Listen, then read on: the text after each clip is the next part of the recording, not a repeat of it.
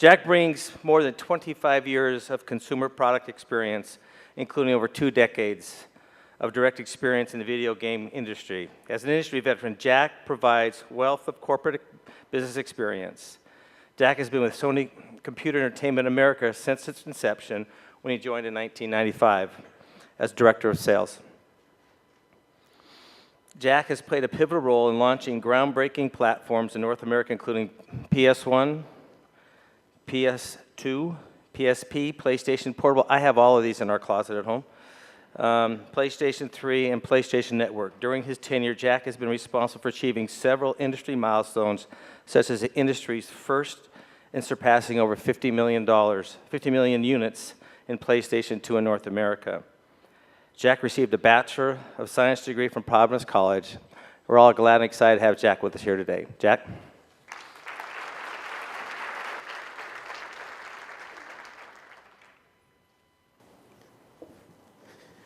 Hey, good morning, everybody.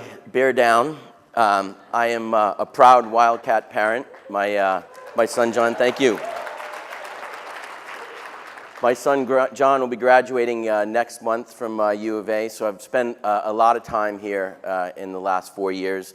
I had a chance to speak at the Eller Business School speaking series last year, and I'm thrilled to be here at the retail conference this year. I love everything about U of A. I love just about everything about Tucson.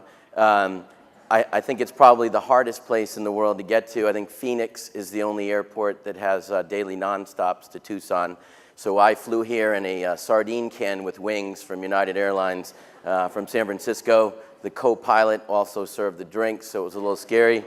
But it's worth it to be here today to speak to you guys. So I'm going to talk about really a little bit of a history of the company, talk about our relationship with retail and how social networking is so important to our success and our relationship with retail. So I'll start with a little bit of a background about me. As Gordon mentioned, went to Providence College. I think if I knew then what I know now, I probably would have gone to U of A, but every generation is better than the last, so at least my son got to experience it. Then I went out of college to Duracell Battery Company, classic consumer products company, great retail experiences, everything from merchandising at the store level up to headquarter sales calls. And all through high school and college, I worked in retail at a grocery store. So really, I've had a relationship with retail my entire career. But with the consumer products industry, really traditional business, traditional growth patterns, and I felt that the gaming industry back in the mid-'80s was an industry that maybe offered a few more entrepreneurial opportunities, maybe a better growth pattern. I never would have imagined that 27 years later I'd still be in the industry, but started at Activision, spent 5 years there running their sales organization, then went over to big consumer electronics Japanese company, JVC, started a games division for them and ran that for 4 years. And then Sony came calling to help launch the first PlayStation back in 1995. And I've been there now for 17, I guess 18 years now with Sony Computer Entertainment. So it's been a great company to work for. When I entered the industry, or really when Sony entered the industry back in 1995, video games were considered a fad, a toy, clearly a toy for boys. The demographic was 12 to 17 years old. 2D side scrollers, really limited genres, and I think people always looked at it as an industry that would ultimately go away and people would move on to something else. But lo and behold, we thought there was an opportunity to change the industry greatly. And this was the retail landscape when we first entered the business. Again, with that toy phenomena, toy was a big part of the overall retail category, 13% of sales in the industry. Obviously, the mass merchants and CE retailers played a big part, but retail changed greatly after we entered the business. And we tried to bring in a much older consumer, a more mature consumer, tap into not only male but female audiences, get the young and old demographic going, and really bring it to a broader audience. We thought that with the right technology, gaming could be mainstream entertainment. And I think the success of the original PlayStation exceeded all our wildest expectations. We went on to introduce a 10-year product life cycle and sell over 100 million units worldwide. And we really introduced a new paradigm in terms of the relationship with the various constituencies in the business. I think the traditional belief was that if the consumers were excited about your product and you were doing well as a company, then the equation was won. We really believed that all the constituencies needed to be successful and needed to be happy. When we entered the business, it was a cartridge-based business with chips being put on small motherboards, had long production lead times of 90 days, so the development community had limited tools to work with to create groundbreaking games. They had to make huge investments in production, and they had to really plan their production 3 months in advance, and if they guessed wrong, they were sitting on a lot of inventory, and if they fell short of expectations, they missed out on a lot of sales. Big risk for the retailers as well. They were taking on large inventories at high cost of goods with long lead times and limited profit margins. And ultimately, as I said, with the limitations in technology, the consumers would grow bored over time and ultimately shift off the platform. They typically had 5-year product life cycles that would peak in year 3 and then pancake by year 5. We introduced a model where the retailers could make healthier profit margins. Because of CD-based technology, we could plan production 5 days out, and really people could deal with real-time inventory, much lower risk, and ultimately give consumers better games that had a much more immersive experience for them.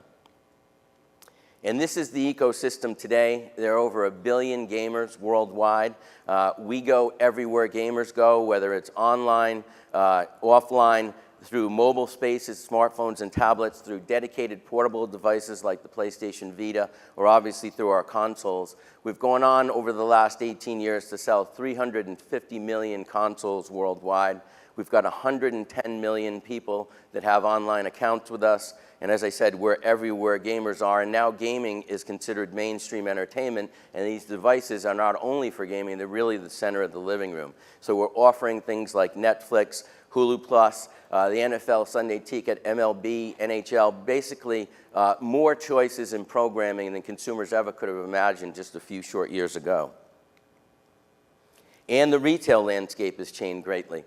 This online business has now grown significantly, and this represents the online business being done in all those various categories, but 15% of the sales in our category come from the online space. And as you can see, toy retailing has shrunk measurably down to only 2% of our business today.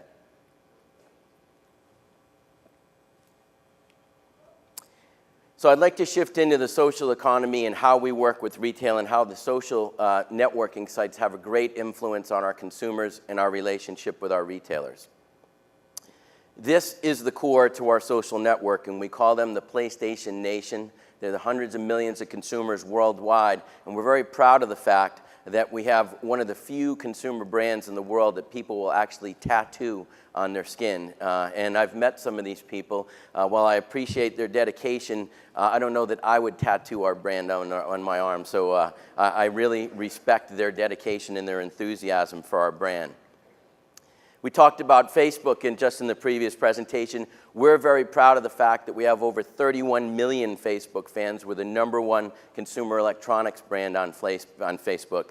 And again, if you add in the friends on Facebook of those 31 million plus followers, you get to the billion followers on Facebook, or half the people on the internet today. So through Facebook alone, a tremendous reach and relationship with our brand and our consumers thanks to Facebook and our Facebook page. Twitter, also no exception, 1.7 million followers on Twitter. We make sure on all of our social networking sites that we don't use it as a tool to just pour advertising out at our consumers. We only post once or twice a day with relevant news and information that our consumers want to hear about, and because of that, we attract more and more followers, and they amplify our message out to all their friends. YouTube, we have over 1 million subscribers there. We're the #4 subscribed to site on YouTube, and that's behind YouTube itself at #1. So to be the #4 subscribed site on YouTube is something that we're extremely proud of. 200 million views on our YouTube site. And then the PlayStation blog that we just introduced a couple of years ago, 15 million visitors in 2012 alone. It's a great opportunity for the development community and for our key employees to engage in a one-on-one dialogue with consumers, and it's a forum where all the fans of PlayStation can ask questions and talk about their likes and interests directly with employees or with each other. So what happens when you take that PlayStation Nation and all our social networking followers and you activate them? Hopefully, many of you in this room are familiar with the fact that in February we announced PlayStation 4 would be available this holiday season. And we did it at an event in New York in February where we had 1,200 members of the press and analysts and industry executives there to see the announcement in person. But more importantly, 15 million people watched the live stream through various sites. And it's a tremendous opportunity to reach consumers well beyond your wildest expectations or anything that you could do through traditional advertising methods. And as a result, we had 25 million page visits in the first 7 days on Facebook, 6 million user clicks, 700,000 likes for PlayStation 4, 100,000 posts done by it, and 50,000 PS4 comments. So obviously, a lot of dialogue, a lot of interest, a lot of attention to PlayStation 4. On Twitter, 1.2 billion impressions in the first 48 hours alone, 110 million people were reached, and more than 100,000 retweets from the Twitter site. And then PlayStation 4 on YouTube, we had 21 million views in the first 7 days, and 28 million views total of a synopsis, really, of the announcement and a short video that told everybody about the highlights of the PlayStation 4 announcement. It was the first time ever that an entertainment brand was #1, and this was in the month of Super Bowl, so Super Bowl highlights paled in comparison to the amount of interest that was done on PlayStation 4. So a little example of how you can tie in with retail about this, on one of our software specialty retailers, GameStop, they announced that they had a first-to-know list on their site if you wanted to go to it to sign up to get news and information on PlayStation 4's release. And we amplified it on our Facebook page. And as a result, 900,000 people have signed up for it in the first 60 days program. And obviously, GameStop is expecting that to translate into a tremendous amount of sales for them this holiday season. So a great opportunity to help drive the message, not only for our brand, but also for one of our key retail partners. So winning the hearts and minds at retail, extremely, extremely important. The face of retail has changed dramatically because consumers have the opportunity to learn so much more online about your brand. They come to retail with an expectation. And when you have informed retail associates who know and advocate the brand, you have great merchandising that is really a great opportunity to call out everything that you're about. You've really got 20,000 plus destinations across North America to help represent your brand, educate consumers about it, and ultimately translate that into purchases and profits for both us and our retail partners. And we've invested greatly in this process, not only in merchandising the physical goods at retail, but also training the associates in the field. We've got 100 dedicated retail reps all over the United States and Canada that go out and train people at retail. Just last year alone, we did over 3,000 trainings, reaching 30,000 retail associates, where we'll conduct seminars, bring people up to speed on our product line, and really get them in a position where they can inform consumers all about the benefits of PlayStation. And we also take advantage of online and social networking sites to do the training. We have an on.PlayStation site with our retail associates where they can learn about our products, and we'll do it through Facebook and Twitter sites as well. And we have e-training videos that we'll do to reach more and more consumers. And as a thank you to them, we have a retail loyalty site where retail associates can physically get our products in exchange for the training that they're doing. We've got over 95,000 retail associates across North America that are signed up on our various sites for training. And then we also do a lot of personal appearance training for consumers, where we'll go out and we'll have experience days where we'll bring some of our key new products out there and give the opportunity for consumers to have a hands-on experience with Sony employees directly. We did 1,500 of these experience events last year, reaching over 100,000 consumers. So the PlayStation path is clearly knowing that our consumer, the PlayStation Nation, is our lifeblood, and that our online and social relationships have a great deal of a role in supporting our retailers and driving consumer interest. and activating these online communities is key, getting them to go out and really represent our brand, represent our products, and tell their friends about it. And then ultimately winning those hearts and minds at retail and turning store associates into advocates for our brand. We're really proud of the success we've had in just a short 18 years, but we would not be where we are without our retail associates and our retail partners. So thank you very much for your attention, and I hope you enjoy the rest of the conference.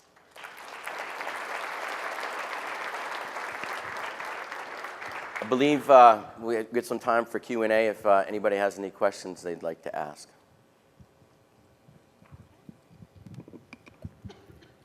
If I am a parent that has actually invested in actually your first products, what I'm just wondering back here, Okay. There you are.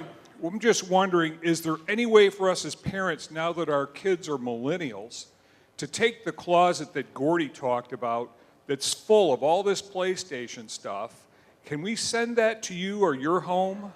Just wondering, just a quick question, just about building the relationship with the parent that invested all their money, and I think we did about $5,000 or $6,000 in PlayStation, or can we trade it for shares?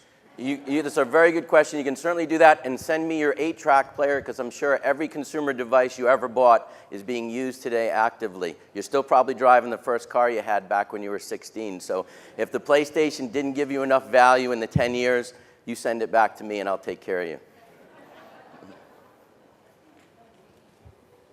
With Circus City being gone and Best Buy struggling, has the change in the retail landscape affected Sony's strategy, or is it customers are still buying and they're just shifting channels and it doesn't? No, I think that's a great question, and the strategy has absolutely changed. I think online is a complement to retail, but there's clearly a phenomenon in consumer electronics where people are going to retail potentially to learn about a product and then ultimately going online and not really caring where it comes from as long as I get it in a timely basis at the lowest possible price. I think the role is to draw people to retail, to educate them about the products and make sure that they're in stock and they're well merchandised and ultimately convert that purchase. So I think the role of retailing in terms of brick and mortar is more important than it's ever been. And I think the ability to just put a display out there behind glass, behind locked doors, have an associate 3 aisles over and hope that somebody's going to track them down and get them to unlock the case and make the purchase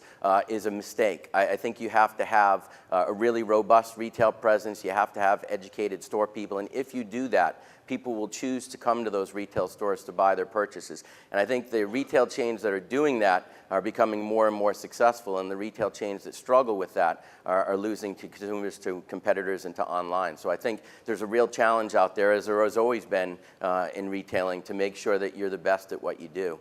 So I think it's a real challenge for brick and mortar retail these days.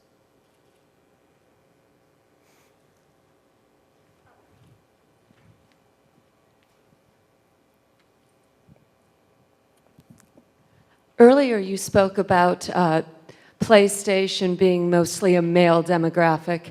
How are you targeting younger women? Well, I think the mistake, and people have certainly tried it in the past, is to stereotype and to say, this is what women like, so let's create a game that does that. I don't think that the male or female demographic is any difference. Whether you're going after females or whether you're going after older consumers, you need to have variety and you need to have depth. So that's been the key to our industry. The technology has allowed us to create more immersive games with much greater detail across much wider genres than ever before. I think when you have genres, high cost of goods, people kind of stuck to the true. And now there's more opportunity than ever because you can have small independent games that are either free or retail for 99 cents all the way up to the full-blown games that are $59.99. So I think the technology and the breadth of gaming has really attracted the female demographic and a wider demographic, and that's why we've grown to 1 billion consumers worldwide. And now the female demographic is extremely significant. It's still a little bit smaller than the male, but it's no longer a rounding error. It's a significant portion of the population. And I think you're seeing more and more, as time goes on, more and more women get into gaming. So, you know, games that are being created by women as opposed to a male-dominated industry with males in employ. So there are a number of different factors there, but I no longer consider the female demographic aspirational as absolutely a key to gaming today. Yes. How does the access on PlayStation to content like Hulu and Netflix, how does that change the customer base? I think people realize, and today's economy in particular, you've got to invest your dollars wisely, and you got to make sure that that investment returns itself for an extended period of time. The great thing about gaming today and services like Hulu and Netflix and that is the machine is not only used for gaming, it's used for a number of different entertainment forms and viewing, and I think that just adds more and more value, and we see people potentially cutting the cord from cable subscription services or taking advantage of things like HBO Go, Netflix, Hulu, all those services that are available through online streaming devices, and a number of those are hosted on PlayStation. So it's just adding great value, and people are engaging with their consoles more. It's not taking away from the gaming experience, it's actually additive to it. So we're a threat to other forms of entertainment and to people's spare time, but fortunately for us, if somebody's on the device, we've got a much better opportunity to monetize that consumer than if it's in the closet and they're bored with whatever game they were last playing. So it's really the key to our success is that engagement with as many consumers as possible for as long a time as possible.